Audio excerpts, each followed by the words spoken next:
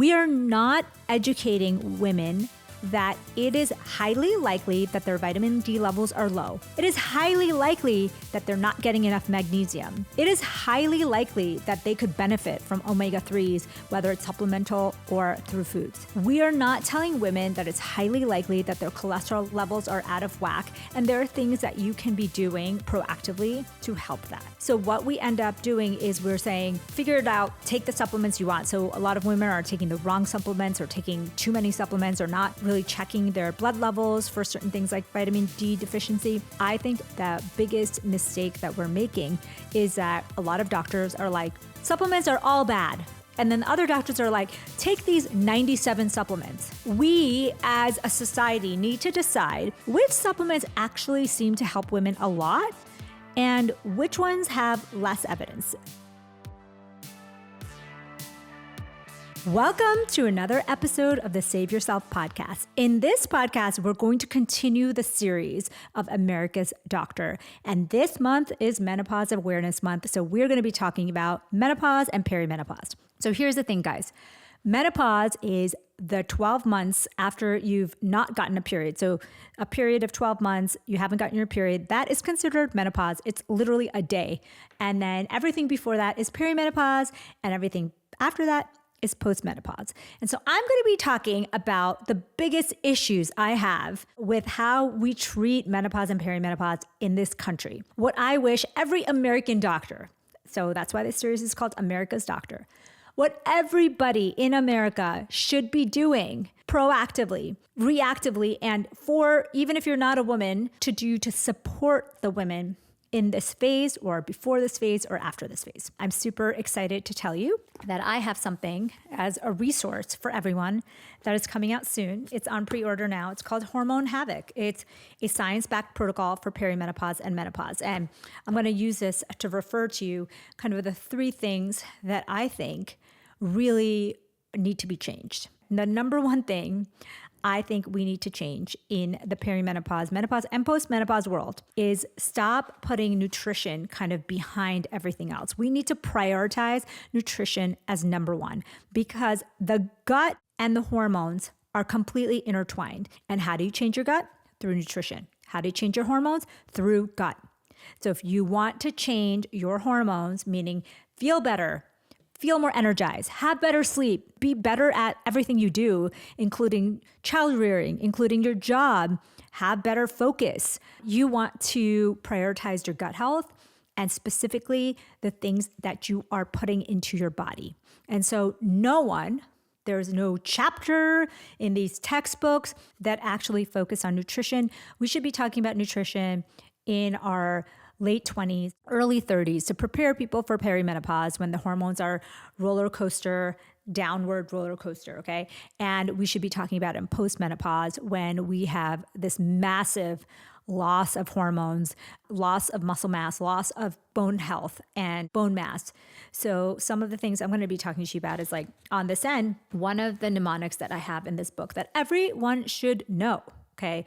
This is not my opinion, this is based on science. So I've created an acronym that I want you to remember. It's called MODERN. Magnesium, omega-3s, vitamin D, exercise, rest/sleep, and nutrition/nature. Okay.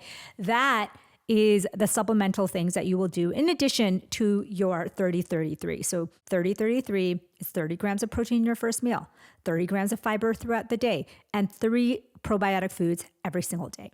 So the biggest problem I have with America today, and pretty much every westernized country, is that we do not talk about nutrition and gut health early enough. We don't actually talk about it at all.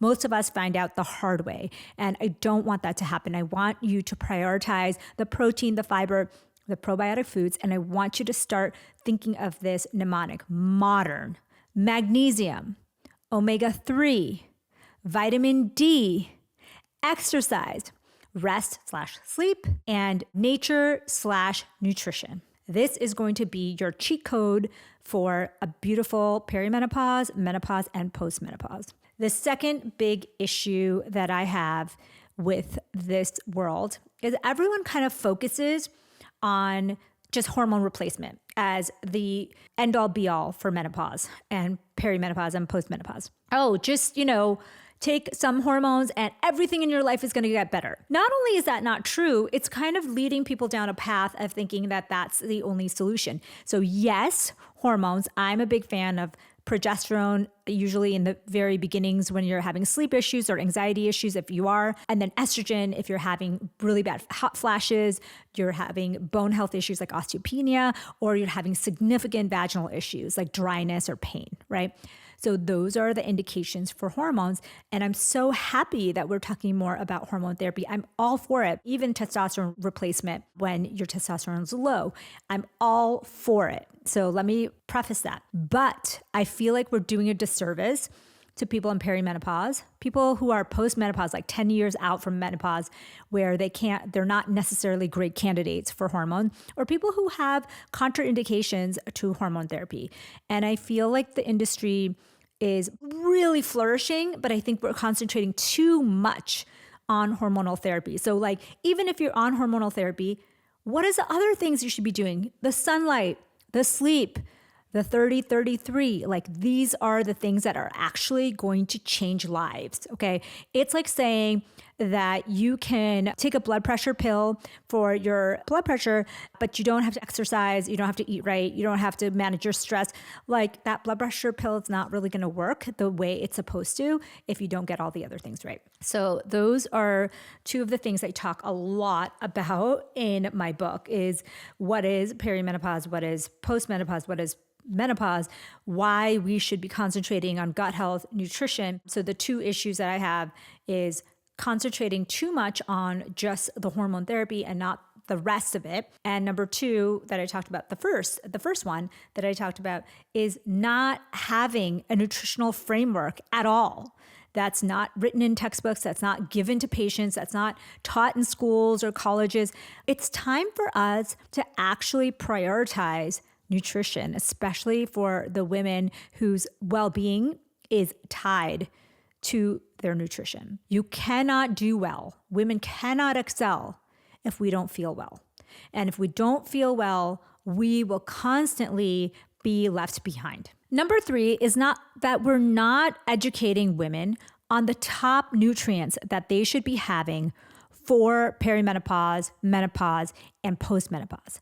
We are not educating women that it is highly likely that their vitamin D levels are low. It is highly likely that they're not getting enough magnesium. It is highly likely that they could benefit from omega-3s, whether it's supplemental or through foods.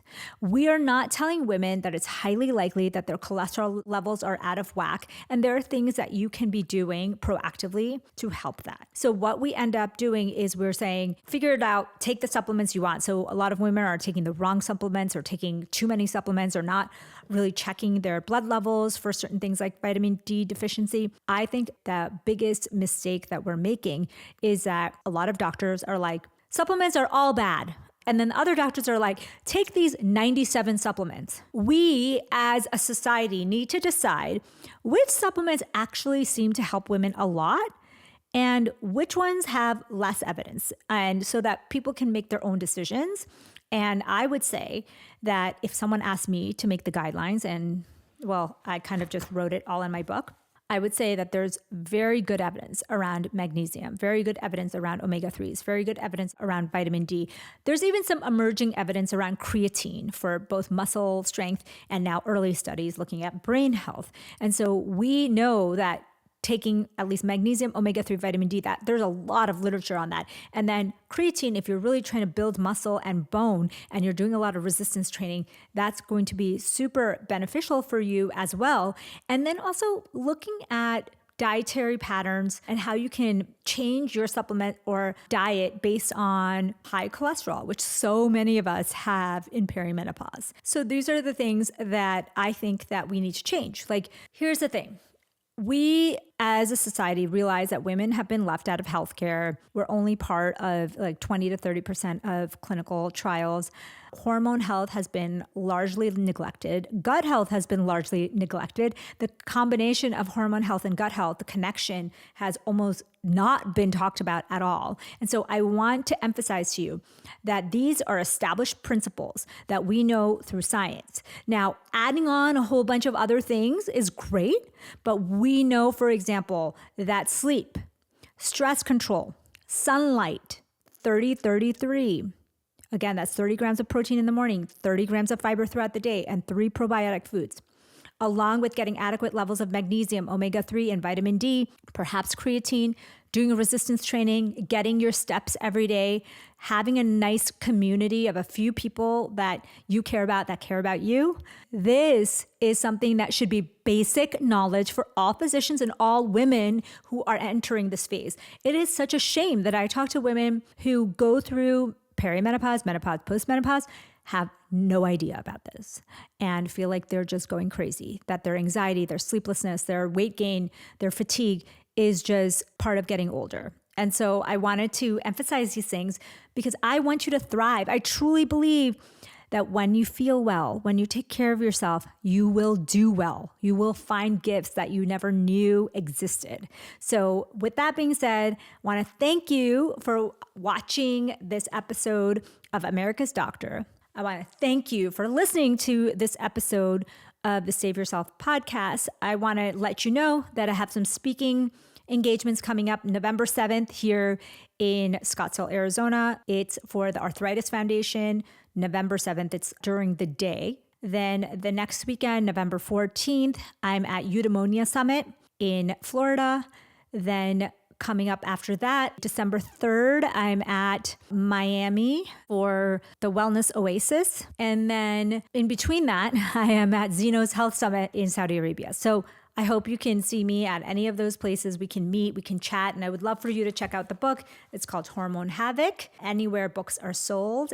We have lots of pre-order bonuses for you if you're interested. Thank you. I am so grateful for you, and thank you for listening. Thank you for watching. Thank you for your feedback on my social media. Thank you for sending me messages. Thank you for being you. I love you guys. I'm so grateful for you. Thank you for helping me grow as a person and as a creator and as an author, all of it. So have a great day. See you soon.